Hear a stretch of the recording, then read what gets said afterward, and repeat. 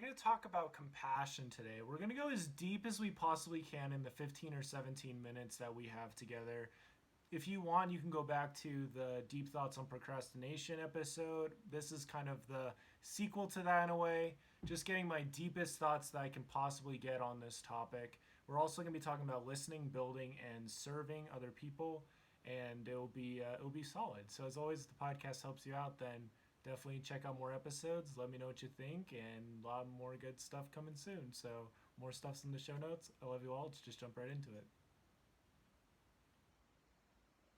There's literally so many things I could talk about with compassion. Let's start with this quote that I came up with on LinkedIn a little bit ago.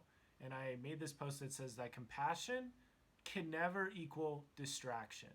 I think this is absolutely crucial. Actually, let's just let that sink in a little bit. Compassion can never equal distraction.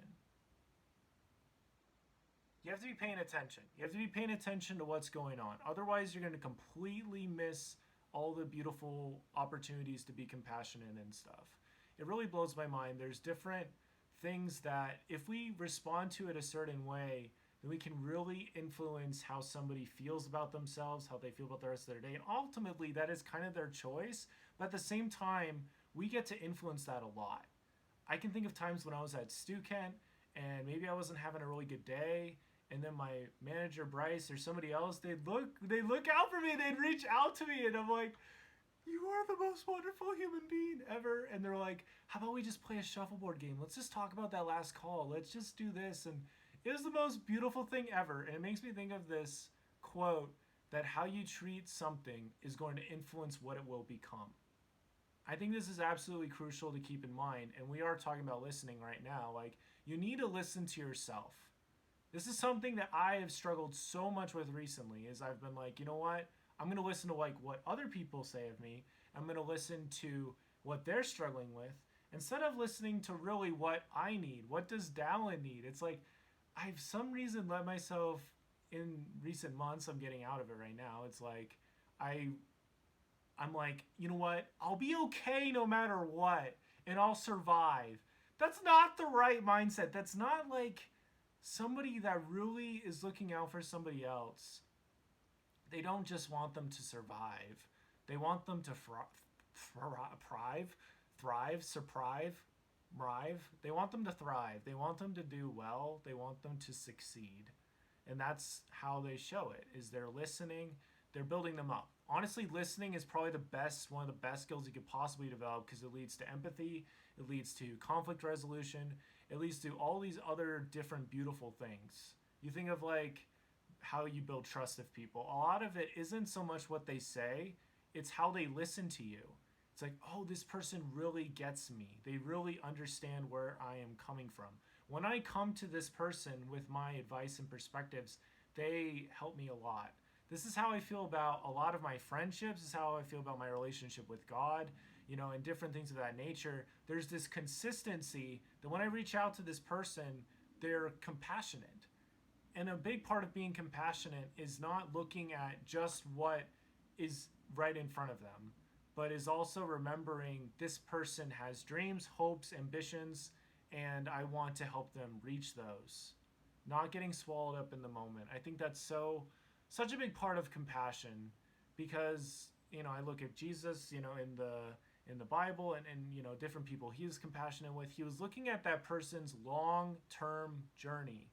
He was recognizing that this was this moment where he got to influence not exactly, but he could influence a lot where they were going from that point on. He could choose to be compassionate. He could choose to show compassion and be kind, or he could choose to not be compassionate. It's Jesus. He's always going to be compassionate. But he recognized he had that amazing opportunity. He listened to the opportunity, and he listened to the person there in the opportunity. And he listened to himself in the opportunity. So he's listening to the opportunity. What is the opportunity speaking to him? Then he listens to himself. And he's also listening to the other person and hearing them out. When you get those three things together, beautiful magic happens. Like cereal bowl. I need a cereal. We need a cereal sound effect. And I don't have cereal. I have cereal in the back. I could go get some. But probably not going to do that right now. But just imagine just falling cereal. just Lucky Charms or whatever your favorite cereal is. Just imagine that, just like falling into a cereal bowl. It's a beautiful thing when you're able to have that, listening to yourself, listening to another person, listening to the situation.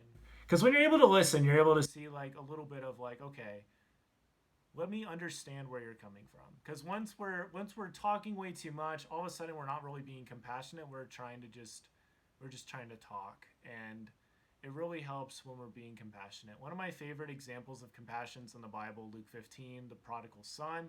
You might know the story. Son is like, hey, Dad, I've worked really hard. I'm ready to get all of the stuff that I've earned. I'm ready to just take it, and I just want the money right now. And Dad's like, okay. Gives him the money. Son goes out, riotous living, does whatever, comes back. On the way being back, he's like, you know what? Some of my dad's servants, they eat and they live, and their life is pretty good. And look at me, I don't even have that. And so he goes to help out swine, pigs, and he wants to eat the husks that the pig are leaving behind. Like the parts of the corn, that's all the corn is gone. He wants to eat that. That's how desperate he is. And he's like, you know what? I'm just going to go tell my dad, hey, I've sinned against heaven before thee. I'm no more worthy to be called your son, and just make me one of your hired servants. That was his plan. On the way there, Dad sees him. Literally says in the scripture, he had compassion. Possession. He had compassion. Ran, gave him a kiss, fell on his neck, kissed him, and said, I am all my... the son said, Dad, I've sinned against heaven before thee. I'm nowhere worthy to be called thy son. And the dad's like, bring forth the best robe, fatted calf, kill it. Bring it all together, because my son was dead. He's alive again. He's lost and is found. And so he completely envelops his son with compassion. This isn't something that the son more or less earned. It's just because his son is his son and the dad loves his son. And there's a really beautiful thing here. It's just that we get to have these crossroads, and how are we going to respond when these things happen? Are we going to respond conditionally or unconditionally? It's really hard to respond unconditionally. That's something that the dad here was able to do, is he was able to be unconditionally loving, and he was able to fortify, edify, build up his son. It's something talked about in Ephesians 4:29, that if you don't let corrupt communication proceed out of your mouth, then you can edify those that you talk to. You can minister grace to them. You can do all this beautiful stuff with the power of words. And this is something I've seen over and over again for sure, something I'm very passionate about.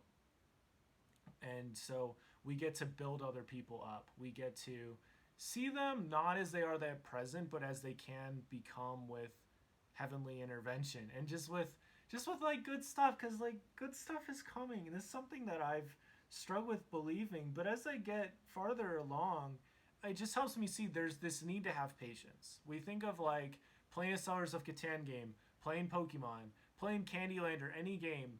In the beginning, it might be a little bit boring, but then there's a point where it gets really fun, because you're like, you've got the thing going, you've got it going along, And that's a lot of times what happens with these friendships and relationships too, is sometimes we let them die down when really they just need more love and compassion. They just need more time. They just need more love. Love is a verb, just show love for that person. When you do that, then love is going to result. Wow.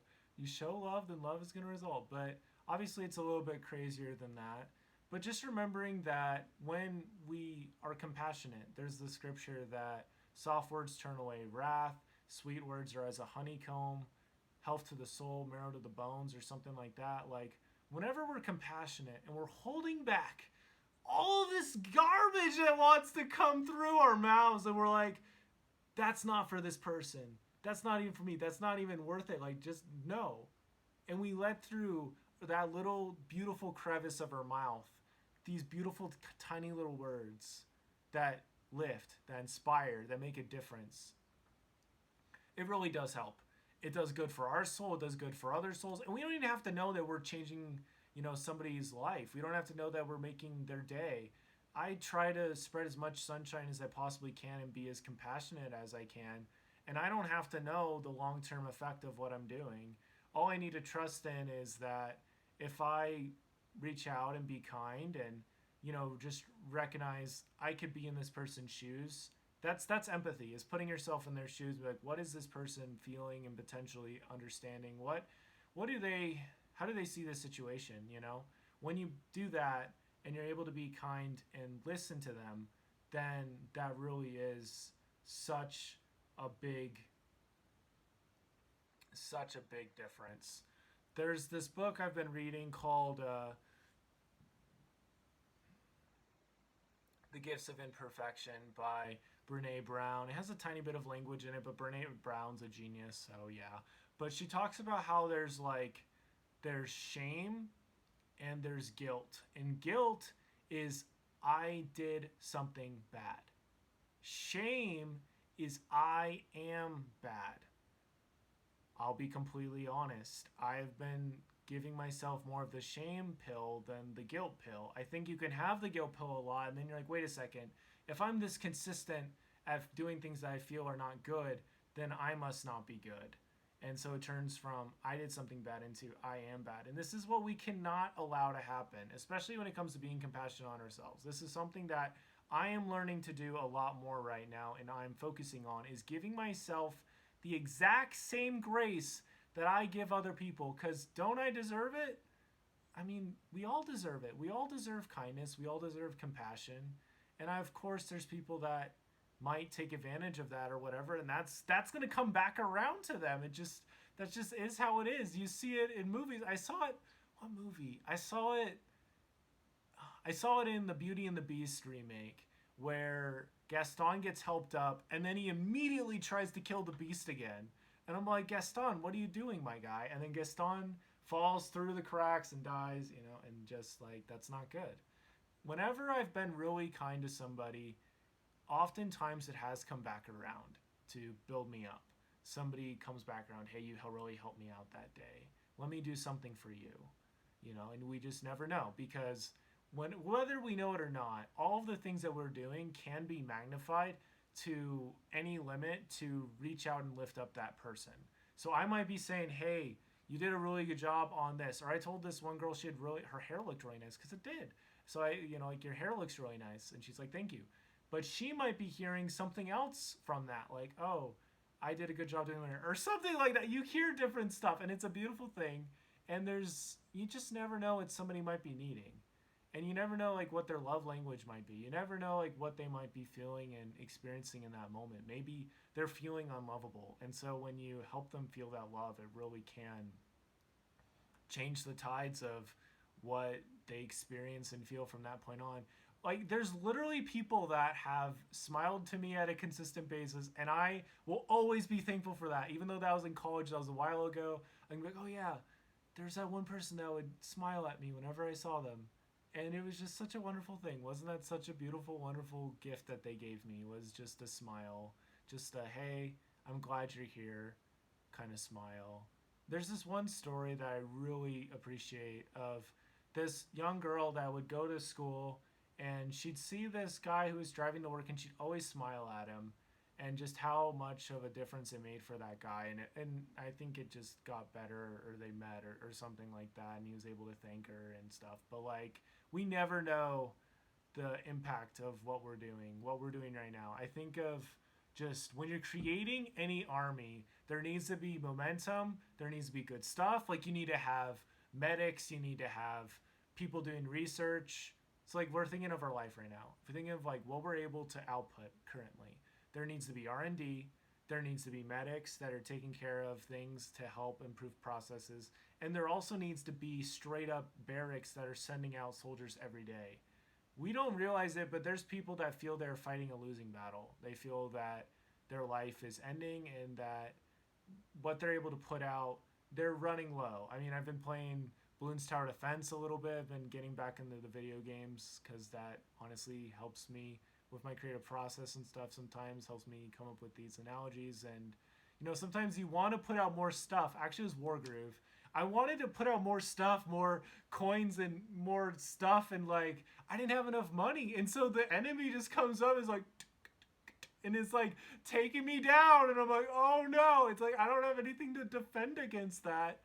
But when you have an ally You have a surprise attack. You have a bonus item. You have a bonus somebody that comes out of the woodwork, out of nowhere. It's a beautiful thing. And I always want to be that person.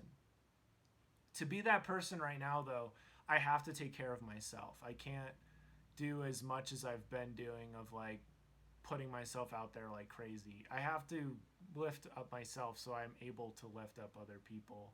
There has to be more balance, at least in that regard, so that I can go out and I can lift up somebody and help them out. But just imagine like you're struggling, you're fighting, you're not quite sure what is gonna become of you, sort of thing, and then all of a sudden you see like 10,000 legions of angels or whatever, and it's all these kind words that people are saying, or it's somebody reaching out to you, or somebody did the dishes for you, or somebody did all this stuff. That's compassion. This is something that Moose showed me a lot in college. Like sometimes he'd just make me hot chocolate or something like that, and that's like giving all of my soldiers this amazing level up. Like, we are loved soldiers. We are gonna just take down everything, and it's gonna be beautiful.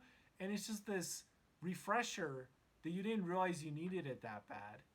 And that's really what compassion is able to do. And the exact opposite is what like ingratitude and just turning a blind eye, that's what that does. Is it, holds back, weakens. You think of like all these teenagers and stuff that have, and college students too, that have these really amazing dreams, and they just feel like they're fighting that losing battle, or they feel like they're not making any progress. It's so sad. But we can choose to serve. We can choose to send out what we can send out without putting ourselves in jeopardy, so those who have more to give can give more. And that's okay. Like, we want to give as much as we can. The widow in the widow's mite gave literally all she had. We just need to know how much we're comfortable of giving and give that, whether it's time, money, etc. Obviously, it helps to hurt a little bit when you give, but you don't want to hurt yourself so much that you're not able to feed for your kids. That's just kind of pointless. You have to be able to fight your own battles, right?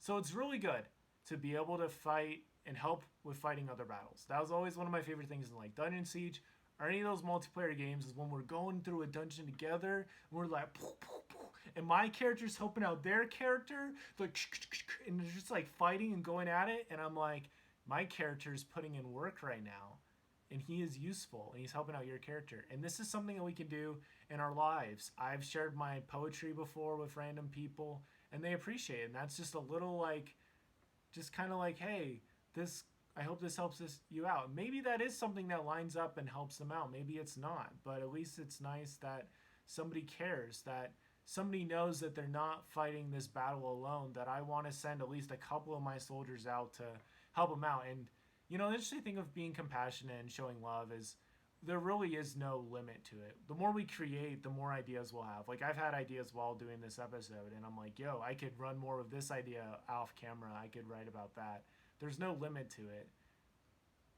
So it really does help to show that kind of compassion and love and support. You think of anybody that is serving somebody else, it's because they're doing it out of the goodness of their heart. It doesn't help really to serve someone and not actually mean it, It's interesting because, I don't know, there's a lot of different stuff I could go around. I'm thinking about like waiters right now. And it really is just a wonderful thing when you just genuinely care about the customer and you're like, I really hope this customer has a good day. It like actually shows. And so it's less robotic and it's more natural and it's more real. And there's a compassion there. And please do not look at somebody and be like, oh, that is a waiter. That is my McDonald's employee. No, that person is a person. Again, they have ambitions, they have hopes, they have dreams. And there's somebody that could use some compassion and encouragement. I shared a scripture over the phone with this lady I was calling about my bank stuff. I was like, can I share a scripture with you? Shout out. No, I'm not going to say her name. But it's like, she was so nice. She was so nice. And I shared the scripture, and she's like, I really needed that. And I talked with somebody in the McDonald's drive-thru about LinkedIn. It's like, hey, let me help you get a job or something. I don't know how much I'll be able to help, but I can do something, Just little stuff like that. You just never know what it'll lead to. And that's serving. It really helps to build people up and to not look at who they are at present. It's happened so many times where I'm like, yeah, I'm not quite sure. And then all of a sudden that person's doing amazing stuff and it's like, well, okay. It's a good thing that I stayed in touch with that person. I was kind to them and I cared about them. Because sometimes we have these feelings, we have these good feelings about people, we don't really know. But a lot of that is like intuition. And I would believe some of that's also the Spirit of God. That's like, hey, this person is somebody worth reaching out to. This person that's worth keeping an eye on. Because I know their future. I know what they're going to do in the future, and you should keep an eye on them. You should help them out. You should build them up. And I'm really thankful for friends that do that for me. That regardless of how much I'm struggling or what I've struggled with or whatever I'm feeling, they're still super compassionate with me. They're like, Dallin, we care about you as a person. We're here to help you out. There's really nothing so valuable as that. And this is something I've honestly struggled with sometimes is I want to be more compassionate. I want to be there more for people. But the thing is, like, you cannot be all in for every single person. And some people are not going to want your help when you're able to give it. And so you need to be able to use the help that you want to give and be able to give it to yourself. This is a beautiful thing. There's literally no limit to what compassion can do. And there's like charity, which is the pure love of Christ, and it's that power that is able to change lives really is that you love things and that you know that life is going to get better and that you're just going to reach out and build up people. It's the abundance mentality.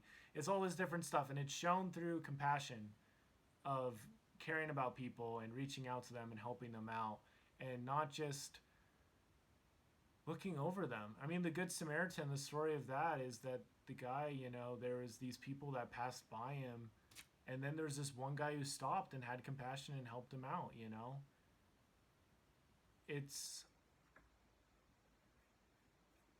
we never really know what somebody's going through. We really don't. It really helps just to pick people up and help them out and just ask how they're doing and just listen because we never know what's going to lead to. But for me, compassion is super, super duper huge. I wanted to end this with a little bit of a cool thing from a talk called Remember Lot's Wife from Elder Holland of the Church of Jesus Christ of Latter-day Saints is my favorite, one of my favorites. I listen to this talk from him pretty often, and it talks about this story of Remember Lot's Wife. So the story is that God told Lot and his family to leave Sodom and Gomorrah because Sodom and Gomorrah is going to get destroyed, and everybody's leaving, and then Lot's wife looks back and she gets turned into a pillar of salt. She wanted to go back to that life. She wanted all that back. And this is something I've honestly struggled with a little bit too. As I look back, I'm like, man, college was great, and there's things I could have done better. And it's like, oh, I don't know, is life really still going to be amazing, or did I mess things up, or something like that. It's such an interesting thought, but faith is for the future, moving forward and continuing to try. And Elder Holland talks about how him and his wife, shortly after they were married, they were walking, and they had no money, low confidence and stuff, and how he told her like, hey, should we give up? I can get a good job. I don't need to have a degree. I can get a good job, and it will work out. And it's like the future doesn't hold anything for us. And his wife grabs him by the lapels and said, we're not going back. We're not going home. The future holds everything for us. And she just tells him like how she's willing to set aside everything from the past and completely move forward towards the future. And that's exactly what compassion is all about, is just continuing to move forward and to love someone despite different struggles. I mean, obviously you need to choose. You need to choose accordingly. But, for Patricia Holland, and I met her in person, she's super awesome. She's like, I'm so invested in you. We are going to make it. We're going to do awesome. We're going to do so great. And it's completely okay. And so she showed compassion on him in that moment. It was like kind of tough compassion, tough love. But she totally did. She wasn't like, oh, you're being so pessimistic, or she didn't condemn him for what he said. She just said, hey, she listened to him and she built him up. We're not going back. The future holds everything for us. I'm committed to you. We're going to move past this. We're going to move forward. So, yeah, it's a beautiful thing. It's a beautiful thing. Listening, building, and serving. We could talk about it all day long, but I feel like this is a pretty good feeling of sending soldiers to help out other people with our kindness, building them up, listening to them. What are they struggling with? Understanding that better, and just continuing to reach out and help them and build them up. And regardless of where their paths go, just wishing them the best. And when you need to, kind of letting things go or pushing them forward, whatever you need to do. That's compassion. And we're not perfect at it. God's perfect at it. Jesus is perfect at it. But we can certainly do what we can, and it can change lives and make a real difference. So those are my deep thoughts on compassion. I think if we did this again in another year or so, I'd have different thoughts. But these are my deep thoughts that I have right now, and I hope that was helpful. Definitely check out the show notes for more stuff. And just thank you so much for listening. Don't forget to yield today, and it'll be a better tomorrow.